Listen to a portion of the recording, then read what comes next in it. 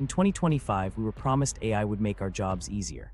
Instead, for millions, it made their jobs disappear. Some roles vanished faster than expected, not everywhere and not all at once. Dr. Roman Yampolskiy predicted extreme outcomes, even suggesting 99% unemployment. We're treating that not as destiny but as a warning, and testing how much 2025 actually confirms or contradicts it. Teachers, coders, and middle managers all faced unexpected pressure in 2025, but the pattern varies by industry and region. We'll show which roles collapsed, which ones shifted, and which 5 jobs still survive. And we'll lean on major 2024-25 labor reports to separate hype from reality. To understand how we got here, we should start with what was predicted and how the actual story of 2025 reshaped it. The predictions versus the reality. When Dr. Roman Yampolskiy first warned about artificial intelligence taking nearly all human jobs, many dismissed it as too radical to be taken seriously. His vision of mass unemployment, professions hollowed out, and machines outperforming humans in ways we couldn't anticipate sounded more like science fiction drama than economic forecasting. Yet here in 2025, the picture is less clear-cut. Some areas have advanced slower than his timeline suggested, while others have accelerated at a pace that surprised even cautious observers. The result is an uneven reality where parts of his warning feel possible, but not in the way he originally outlined. Education is one of the more complex examples. For years, it was assumed the bond between teacher and student would shield the profession from automation. Instead, some institutions began experimenting with AI tutoring platforms and adaptive learning tools, particularly under extreme budget pressures. In certain cases, this did lead to reductions in adjunct and non-tenure positions, but the full replacement of large teaching staffs has not materialized.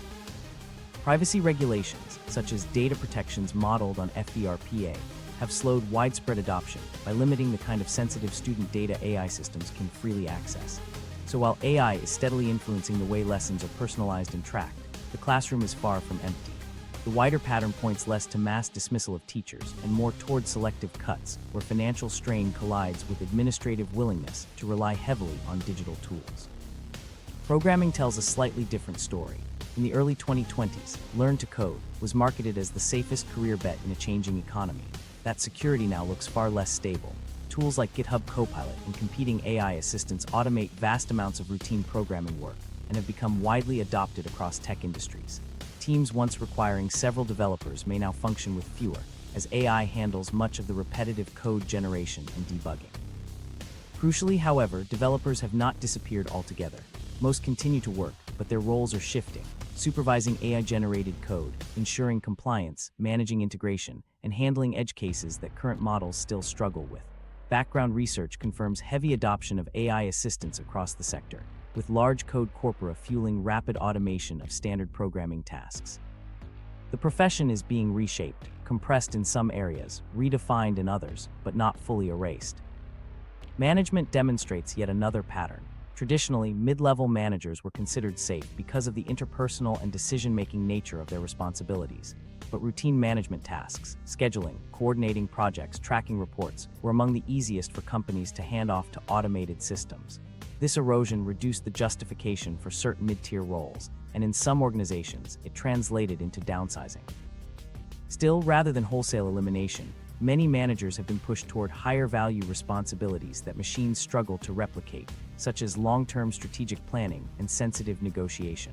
Where reskilling hasn't happened quickly enough, layoffs followed, leaving many former supervisors displaced. Research from firms like PwC reinforces this uneven shift. Demand for managerial skills is changing swiftly, with automation hollowing out certain functions, while heightening the need for adaptability, decision-making, and cross-domain leadership. These 3 snapshots, teaching, coding, and management, capture the odd mismatch between forecasts and reality. Occupations that were once labeled future-proof are under heavy pressure, though not in the absolute or all-at-once sense that extreme predictions implied. Teachers aren't disappearing en masse, but resource-strapped institutions are experimenting with tools that sideline some roles. Developers haven't all lost their jobs, but the profession is fragmenting under automation pressures. Managers are still present, but fewer are needed for repetitive oversight, and those who remain are expected to broaden their skill sets. The pattern shows workforce reshaping, not across-the-board annihilation. Complicating the narrative further are contrasts between popular beliefs in the early 2020s and lived reality today. At first, the expectation was that low-skilled manual jobs would fall as machines learned how to move boxes, sort packages, or flip burgers, while higher knowledge work would be shielded. Instead, knowledge professions in education, coding, finance, and administration are being automated at remarkable speed, while manual labor persists because physical environments remain stubbornly unpredictable for robots. A leaking pipe still calls for a local plumber. A faulty electrical system still demands hands-on expertise. Intellectual tasks, by contrast, are increasingly being handed to models that can process information at superhuman speed. Still, not all data support a narrative of collapse. PwC's Jobs Barometer for 2025 and similar analyses show remarkable nuance. In many AI-exposed industries, wages are actually rising as AI augments rather than replaces workers. Even in professions under pressure, employees who integrate AI tools effectively often improve productivity and secure better-paying positions. This mixed picture suggests a future less about job elimination everywhere and more about fragmentation into different skill demands, where those who adapt may thrive even as others are squeezed out. That nuance doesn't erase the frustration experienced by workers who feel they were misled. Governments, universities, and career counselors branded roles in tech, education, and organizational leadership as secure paths. Many workers invested years of study and financial resources expecting stability. Now faced with abrupt changes, they feel betrayed. Some joke about it. A popular quip is that while people were advised to learn to code, the AI skipped ahead and now teaches the class, but humor masks the anxiety. Retraining increasingly feels like a revolving cycle, where entering one supposedly resilient field only leads to another unexpected disruption. In that context, Roman's earlier warnings land differently today. The sweeping claim of 99% unemployment remains far from realized, but the tone of alarm resonates more strongly than it once did. Parts of the forecast missed in detail, yet the sense that the ground is shifting under workers' feet is undeniable. Many of the roles society placed hope in as anchors of stability have turned fragile more quickly than planned. The big twist is that industries once perceived as safest are among the first to be shaken, forcing a re-examination of how societies and workers think about resilience in employment. This evolving tension sets the stage for what comes next.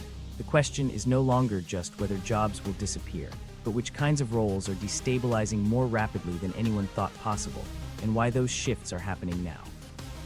The jobs vanishing faster than expected.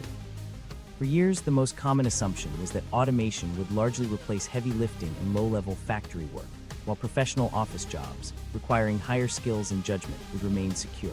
By 2025, that calculation no longer looks reliable. The sectors facing the fastest contraction are not on assembly lines, but inside offices where contracts are reviewed, market data is analyzed, and code is written. The new reality is challenging the definition of what we once considered a safe career. Consider legal research. Law firms historically hired large pools of junior associates to sift through precedent and case law. Today, AI platforms accomplish this task in seconds, extracting relevant rulings and drafting initial summaries with a consistency humans cannot match. Partners are confronted with software that costs less than junior teams and avoids common clerical mistakes. In practice, that has translated into fewer entry-level opportunities and persistent oversupply of graduates with training that no longer matches demand. This erosion isn't theoretical. The restructuring is already visible and is reshaping how law schools feed into the profession. Parallel change is underway in finance. Market analysis once relied on analysts catching subtle patterns, combining intuition with technical expertise. But the same strengths are now outperformed by machine learning models trained on decades of structured financial data. These systems can scan signals far quicker than teams of people, leaving only a reduced group of supervisors to monitor outputs and satisfy regulatory requirements.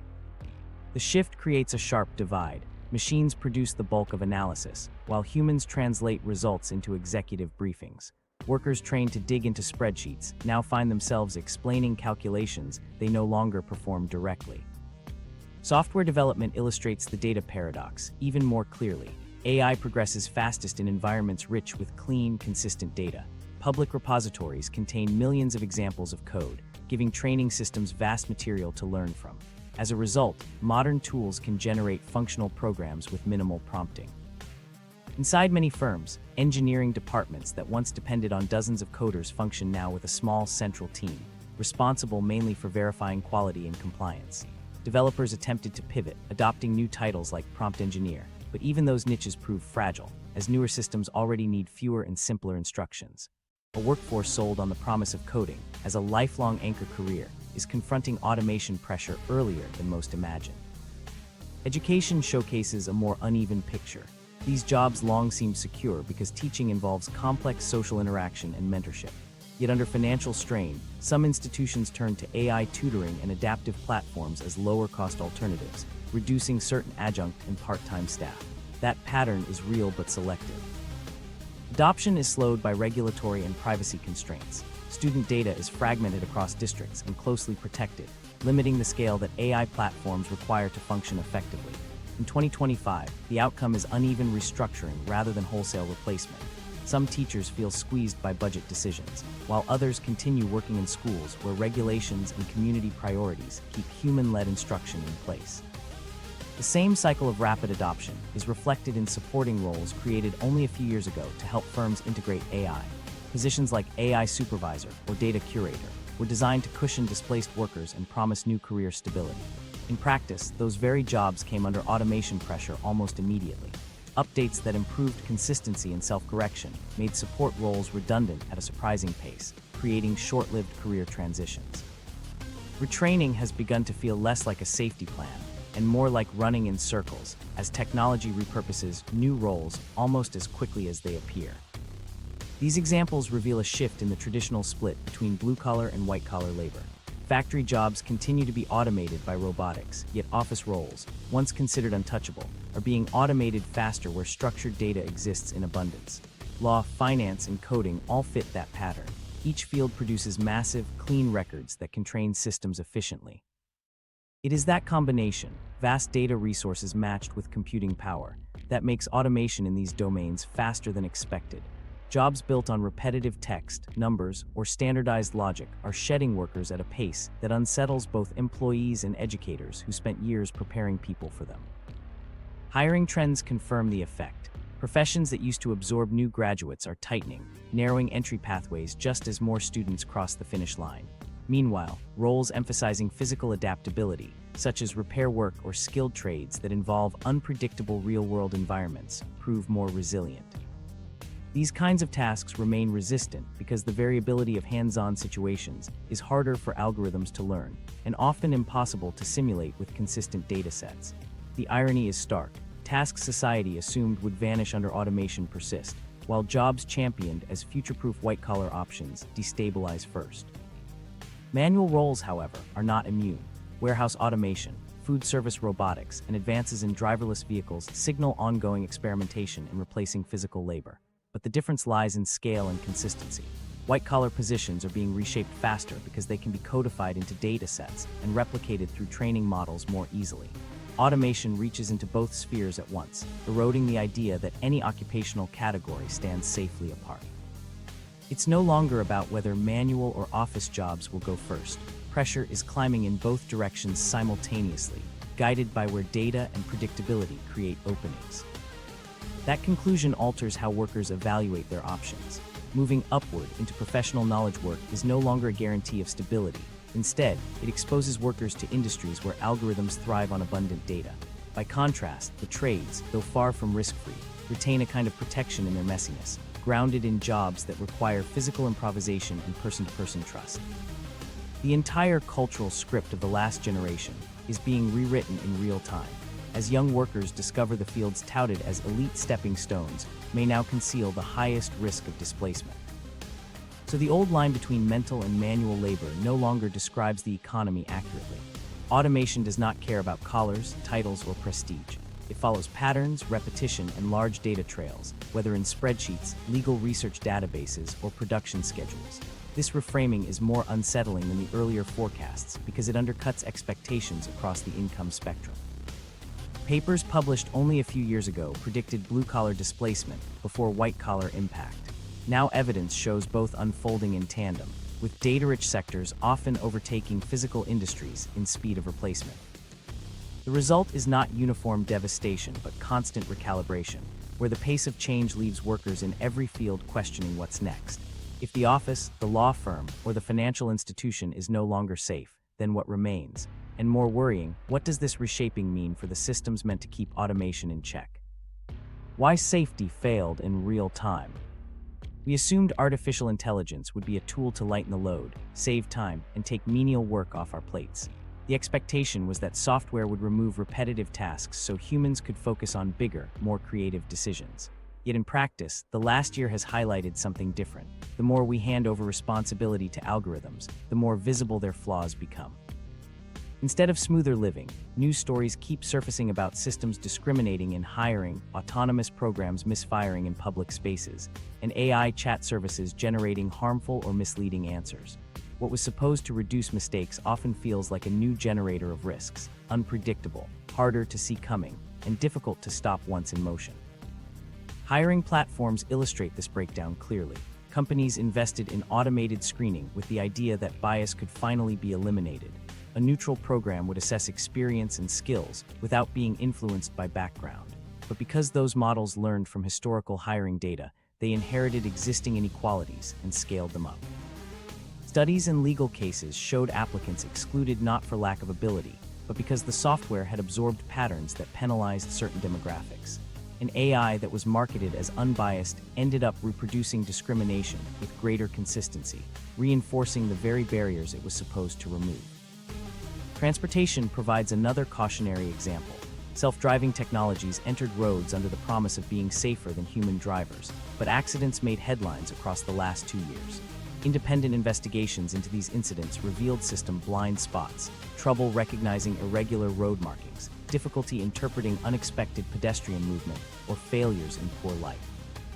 These were the same edge cases safety specialists had raised years earlier, but in 2025 they are playing out in real-world conditions, sometimes with tragic consequences. The lesson isn't that autonomy can never improve safety, but that real deployments prove the systems are still brittle when faced with complexity outside training data. The public then sees direct evidence of those failures, and reassurance about statistics matters little when rare but catastrophic errors remain possible. Generative AI and hallucination errors have become the other major safety front.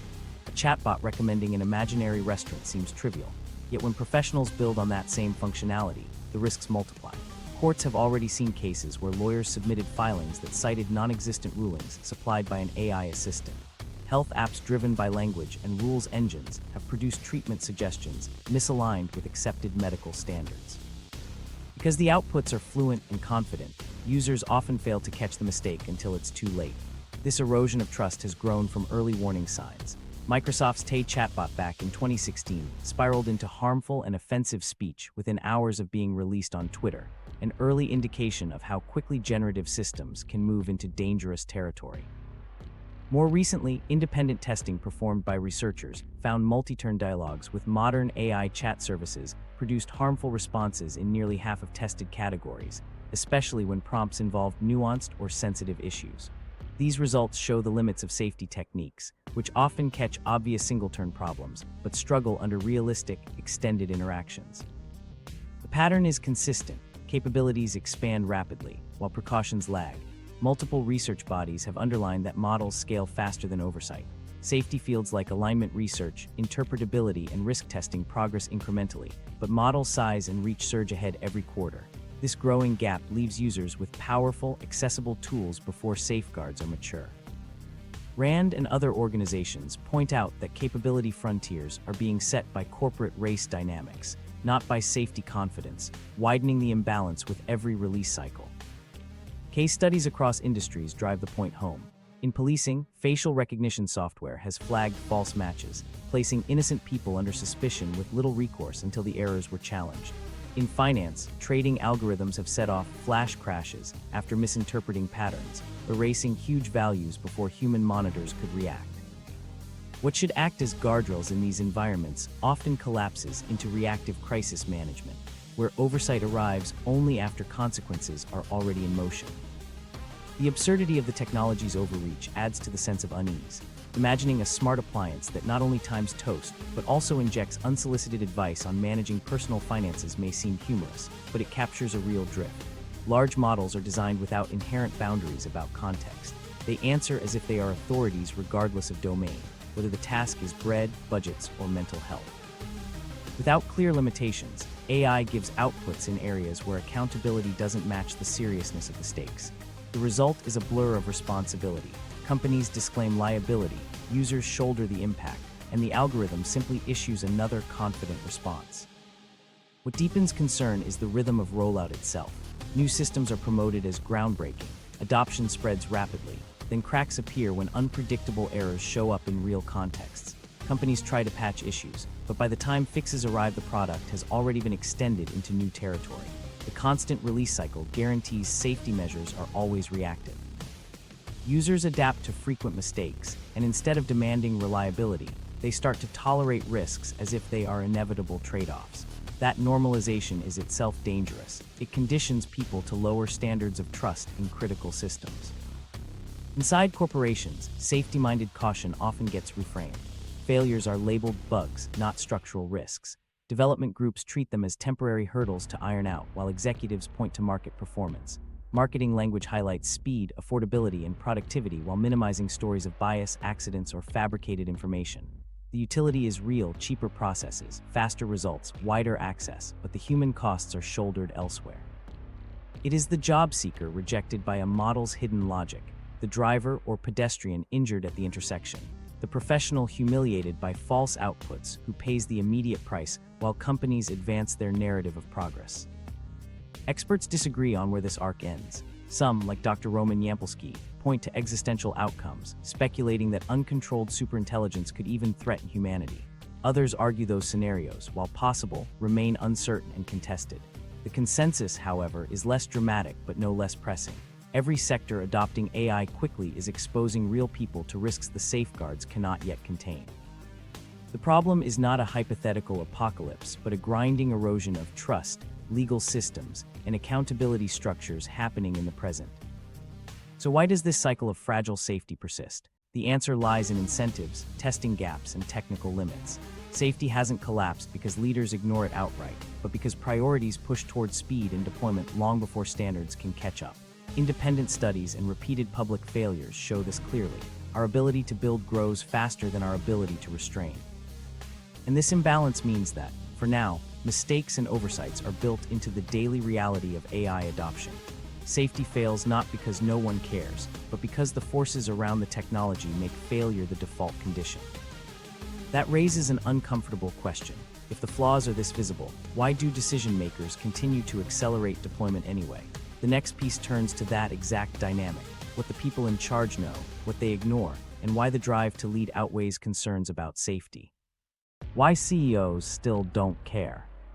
The contradictions in AI safety aren't happening in secret labs or because leaders are unaware of the risks. They persist because of how corporate incentives are structured. Executives know about the headlines, the bias exposés, the accident reports, and the chatbot blunders. None of this is hidden. What matters is how those facts collide with quarterly targets and investor expectations. Leaders publicly endorse safety, but private pressures push for speed instead. That tension explains why safety measures are announced loudly but enforced slowly, if at all. At the core is the incentive system. Every decision is shaped by financial momentum, returns to shareholders, venture funding tied to growth metrics, and the competitive drive to be first. A recent PwC survey of CEOs illustrates the scope of this pressure. About half of respondents listed AI integration as a top priority for business transformation in 2025. That statistic reflects how executives frame AI less as a long-term challenge and more as an immediate race they cannot afford to lose. Once one company releases a high-powered system, rivals risk reputational damage if they fall behind. The logic works like gravity. Investors demand proof of acceleration, which in turn chains leaders to a timeline that leaves little room for caution. Even when leaders appear thoughtful in interviews, their actions tell a different story. Safe-sounding phrases like responsible scaling become standard talking points, but development continues along the same accelerating curve. Industry journalism has documented cases where technical staff raised concerns about rushing launches, only to be sidelined as executives pressed forward to meet strategic deadlines. The pattern is not one of ignorance, but of conscious trade-off. Managers accept the risks on paper and still decide that commercial advantage outweighs the chance of failure or harm. Sam Altman has embodied this contradiction in public. He has spoken about the dangers of unrestrained AI, yet simultaneously championed projects like WorldCoin, which rely on mass biometric data collection. a step into a market defined by sensitivity and surveillance. His dual stance highlights the strange rhythm of leadership in AI. One day warning about social risks, the next expanding tools into riskier domains under banners like inclusion and innovation. It's not unique to him.